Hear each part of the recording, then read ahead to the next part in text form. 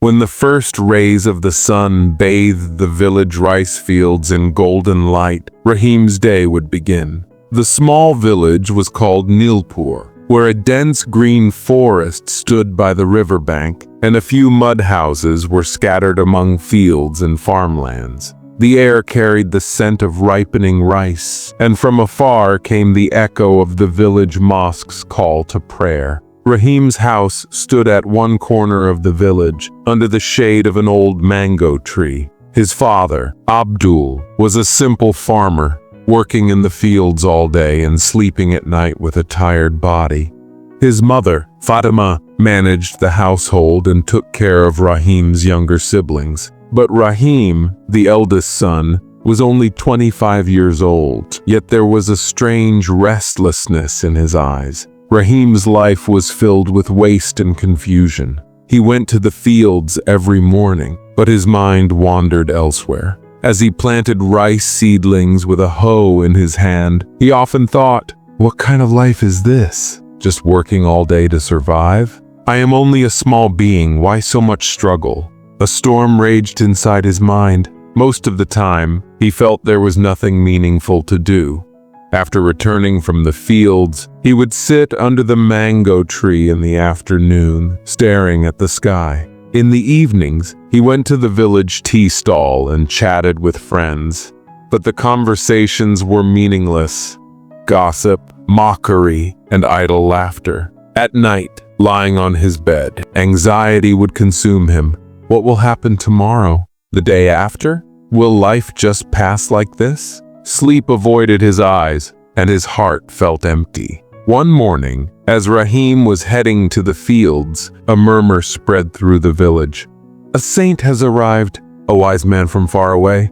Rahim heard the news but didn't care much. Saints came and went. What difference did it make? But in the afternoon, as he sat under the mango tree, his younger brother came running and said, "Brother, the saint is sitting near the mosque.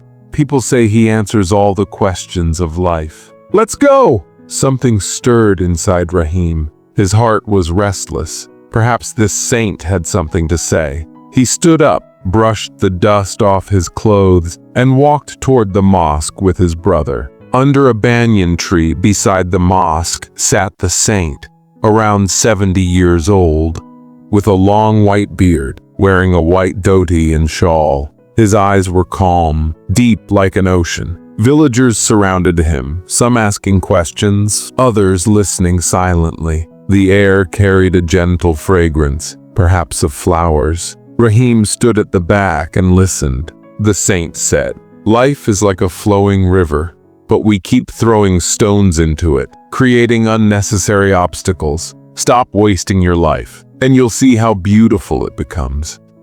The words struck Rahim's heart. He stepped forward, knelt before the saint, his voice trembling, tears in his eyes. "Saint," he said, "my life feels drowned in darkness.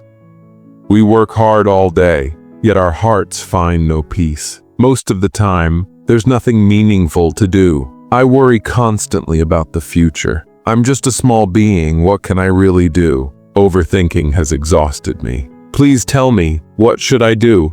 The saint looked at Rahim with compassion and placed a hand on his shoulder. A warmth spread through him. "My son," he said gently, "many people drown in these thoughts. But listen, be grateful for the blessings Allah has given you. Look around, the green fields, the river, your family. These are all gifts from Allah. Stop worrying about what is beyond your control. The future, death, these are in Allah's hands. You must only fulfill your duty." Rahim's eyes widened. "But saint, what is the lesson of life? Why so much joy and sorrow?" The saint smiled and replied, "The lesson of life is that everything is temporary. Sorrow is not eternal, nor is happiness. Look at this banyan tree. It exists today, but tomorrow it may not. True wisdom lies in a person's character and actions. Time will pass, but your deeds will remain. Stop wasting your life, and you will see how meaningful it becomes." Rahim felt a light within and asked, "Then how do I make my life meaningful? I'm just an ordinary man, not a king." The saint closed his eyes for a moment and then said, "Make life easier for others. That is true goodness. Help the elderly. Teach children. Work together in the fields. And most importantly, when your heart and intention are pure, whether you stand before a king or a poor man, never think you are smaller than a king or greater than a poor man. Treat everyone equally, to Allah. All are the same, rich or poor, ruler or servant. Live with a pure heart, and your life will become a blessing." The words carved deep into Rahim's soul. He touched the saint's feet and asked, "I will remember your words, but how do I begin?" "Begin today," the saint replied. "Go home, help your family, stop wasting your time. Pray, work with sincerity, help others, and your worries will fade." That night, Rahim couldn't sleep, but this time, his thoughts were hopeful. At dawn, he rose early, helped his mother in the kitchen, then went to the fields. This time, there was new energy in his heart. "As I work," he thought, "these are Allah's blessings, this soil, this water, I will be grateful." At noon, he saw an elderly uncle who lived alone. Rahim brought him food and said, "Uncle, today I will eat with you." The old man was surprised, then smiled warmly. "May Allah bless you, my son." Days turned into weeks. Rahim's life changed. He stopped wasting time, no more idle afternoons. Instead, he gathered village children and began teaching them. "Learn from life," he would say. At first, villagers mocked him, but slowly they noticed his transformation. Rahim became free from constant worry. A smile stayed on his face. He helped the poor, respected the rich, but never saw himself as superior or inferior. One day, a flood struck the village. The river overflowed, fields drowned, and people panicked. Rahim gathered everyone and said, "Do not fear. Allah is with us. We will work together." He led the efforts, building embankments, distributing food. The villagers said, "Rahim has truly changed. His heart is pure." Years passed. Rahim married, had children, and taught them the saint's wisdom. Time passes, but deeds remain. His life became an example. The villagers respected him, listened to his words. Yet Rahim never became proud. "I am only a small being," he would say.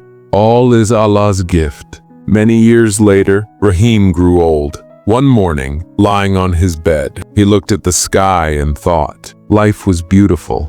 Nothing was wasted. Surrounded by family and villagers, he passed away peacefully. After his death, people said, Rahim lived a truly meaningful life.